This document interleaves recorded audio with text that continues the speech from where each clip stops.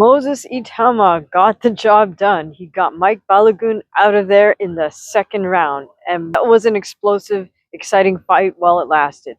Now, I apologize if you expected to tune in for a live for that. I did get home just in time to get the main event, which was the fight after Itauma knocked out Balogun.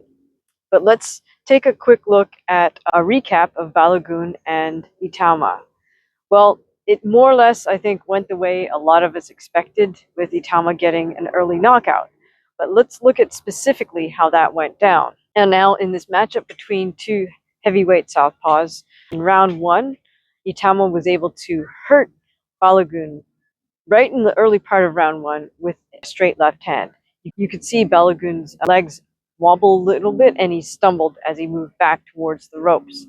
A little bit later on in that first round, Moses closed the distance again. As Balogun was backing up, he landed a hard 1-2, meaning a jab and a straight left. Balogun has this habit of bending over straight at the waist to dodge punches. He's not able to slip to his outside. He only slips to the inside. And that might work against an orthodox fighter, because they will have their right hand go sailing across his head and shoulder. But against another southpaw, it leaves the back of his head exposed to that straight left hand. And that's exactly what Moses Itauma did. He took advantage of that habit of Balogun's, and he landed that hard straight left. Now, as Balogun fell or went back into the ropes, Moses fired off another short jab right hand.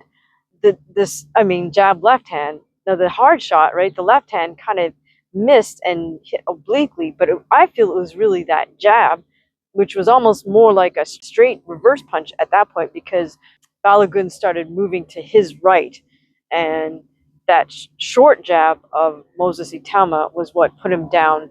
He wound up lying down face first on the canvas. Now, to his credit, he did beat the count. Now, a little later on in that first round, Itauma dropped Balogun again, but this time it was with a kind of check right hook.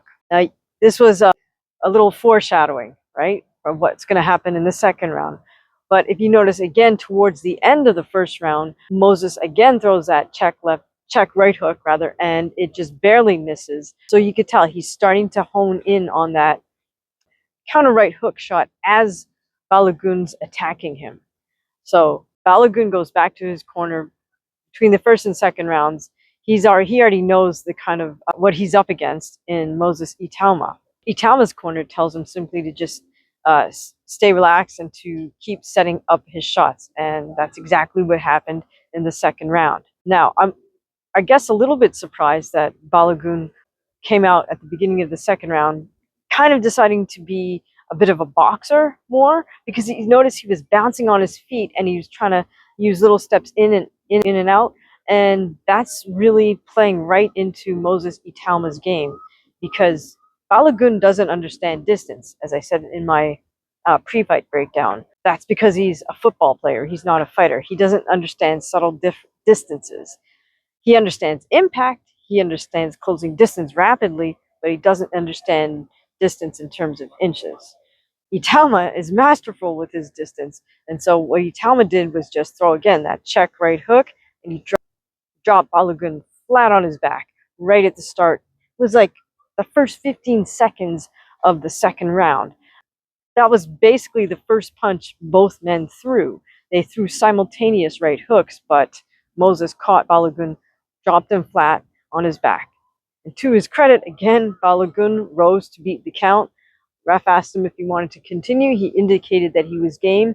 So he decided to just now pour on the steam, right? And basically storm the fences, whatever we say. And he just charged ahead with hard shots. They got against the ropes, as clinched up and got against the ropes. As Balogun tried to just storm his way off the ropes, he decided to throw a straight left right hook, and again, Moses Itauma timed it perfectly, had perfect distance this time around, and landed his right hook right perfectly on the button of Mike Balogun, laid him out completely flat, and that was it. The ref waved it off immediately, did not even bother to And that was literally a moment where I yelled out loud from my seat when I saw that punch land.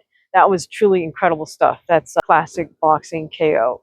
So congratulations to Itauma for really stepping up to the plate and fulfilling, what all the expectations that have been put upon him. He did put on a spectacular show. Now, I do know some viewers were right. He's not, of course, he's not fighting A-lister fighters, but he's fought legit competition at his level. And we know he's 41, but he is a professional athlete who knows how to get himself in shape, who has that type of discipline to train properly, eat properly, and not to do too many extracurriculars, I would assume. In any case, who would you like to see Moses Itauma face next? There's been much talk about, or there was this idea that maybe he'll become the youngest heavyweight champion and beat Mike Tyson's record. Clearly, that's not going to happen. But I don't know that would have been a great goal to set for him, anyways. I mean, it's fine. Mike Tyson already did it. Is that the record that you really need to beat, or would you rather simply become undisputed heavyweight champion maybe 3 or 4 years down the road? I think that's a more reasonable goal. I mean, Itama's only 20 years old. He's just barely past being a teenager. So I think we give him a little more time to mature in the ring. He showed us he's got incredible timing and an incredible skill set, but he does need to add a few more wrinkles to his game. I'd love to see if he can fight on the inside. I'd love to see him set up more counter punches against somebody with more skills than Mike Balogun or the other opposition that Moses has faced thus far. Who would you like to see Itauma face next in the ring? Please tell us what you think in the comments. Did you enjoy the fight? Please let us know your thoughts. All right, I look forward to reading your comments. Thank you very much.